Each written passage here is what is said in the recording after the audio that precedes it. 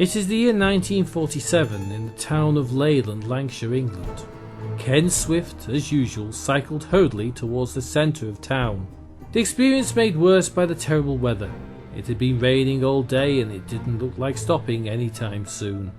Ken was on his way to night school class at the Leyland Secondary Modern, now Wellfield High School, as part of his apprenticeship, and the reason for his rush was because he would listen to Dick Barton, Special Agent, on the radio before setting off.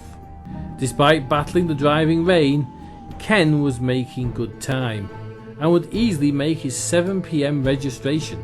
He sped past the Regent Cinema and Wellfield House and was approaching the final turn when suddenly, out of the dark, a huddled and hooded figure stepped into the road in front of him.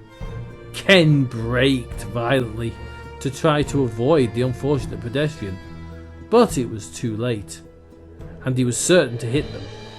He tumbled over his handlebars and landed on the pavement. Luckily for Ken, he was relatively unscathed from his fall.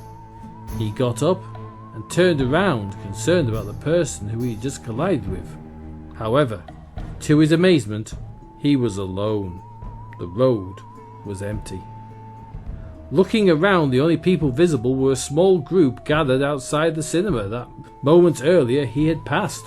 Ken was shaken and slightly unnerved by this. He had been 100% sure he had hit the dark figure, but like a ghost they just vanished.